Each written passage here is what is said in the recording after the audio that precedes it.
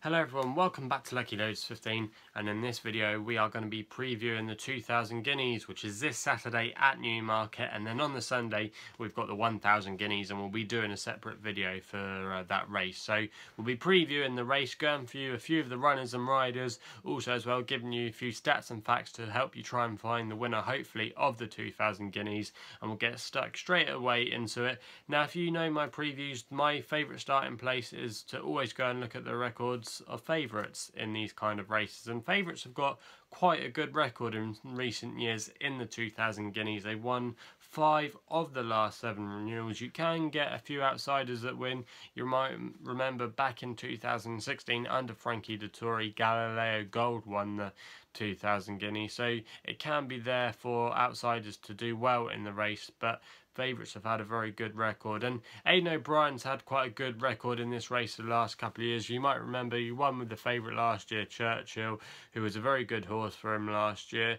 So you're probably always going to be wanting to look at what Aidan O'Brien has to bring to the table. He's got 2 strong horses this year in Gustav Klimt, and also as well he's got Saxon Warrior, but Ryan Moore, I believe, won't be riding at any of the Guineas meetings unless he can get from Newmarket to America and back in less than 24 hours, because he's going to be taking the ride of Mendelssohn in the Kentucky Derby. So it'll be interesting to see how Mendelssohn gets on. So it's probably going to be the likes of Shamie Heffernan, Donager O'Brien taking the rides for Aidan O'Brien stepping in. So it'd be interesting to see what jockey is riding what horse. But to be fair, I thought really that this was quite a wide open Guineas, and Gustav Klimt is a good place to start with. He hasn't actually raced over the mile yet. He's been running over the sprint trips. You might remember last year he ran on the July course where he was weaving all over the place to try and win the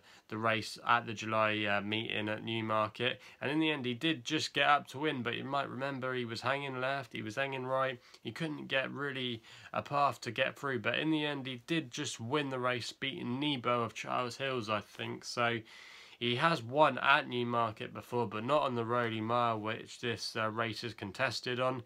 But Gustav Klimt has already had a run this season, and he beat a nice horse of Dermot Wales called Imogen. So I think Gustav Klimt, he does look a nice horse, but I'm just a bit unsure if he'll get the mile. I think he maybe just does want the 6 or 7 furlongs, but obviously connections know how to win this race, and he's definitely a worthy favourite.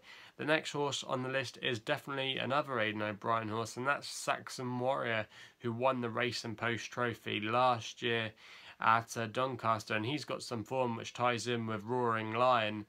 But the only thing about Saxon Warrior so far is that he hasn't had a run, but Churchill didn't have a run last season, and also as well a lot of horses that win this race normally come here fresh anyway, so that fact that it's already had a prep run doesn't always mean that it's a good thing to win this race. But Saxon Warrior was been tipped by a lot of people to really have a good season. I believe he's near favouritism, or he could be favourite in some places for the Derby for this year, and a lot of people are thinking he's going to be going further than a mile, so he should be there at the end. He ran a really good race against Roaring Lion last year in that race at Doncaster, so it'd be interesting to see how they've come on as a 3-year-old, but you'll have to respect Aidan O'Brien's runners here, because obviously he's got a fantastic record in this race, won it quite a few times.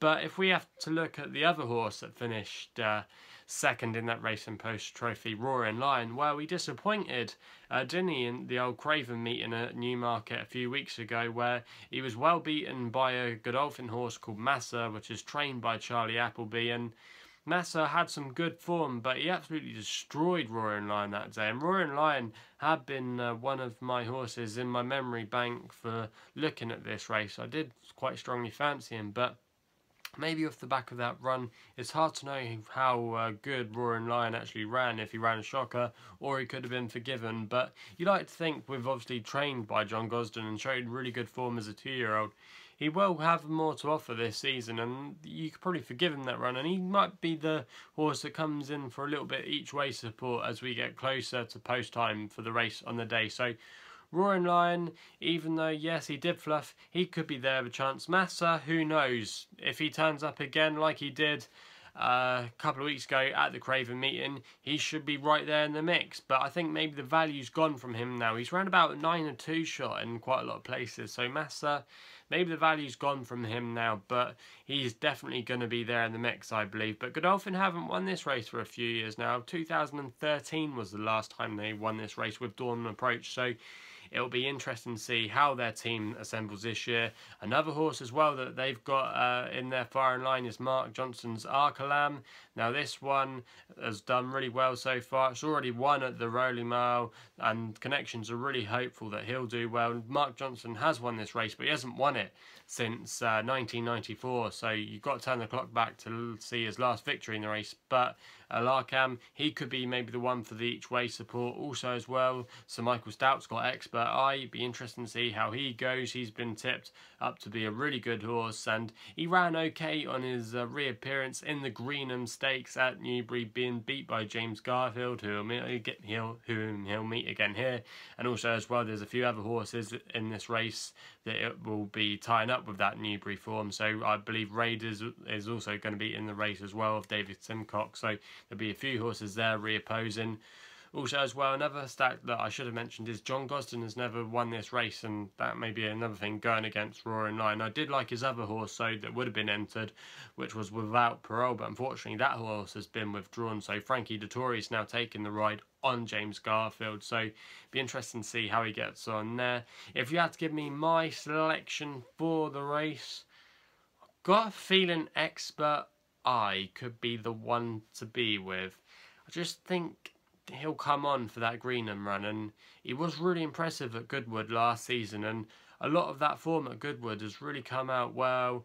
Mildenberg has come out and won. James Garfield, he beat that day. So you'd like to think really that even though yes he ran poorly at Newmarket last year, he probably could be forgiven for that run because he was found to be lame. So with Michael Stout's yard going in for him, I think Expert Eye would be my one. If I had to give you a second choice, I'd probably go Saxon Warrior.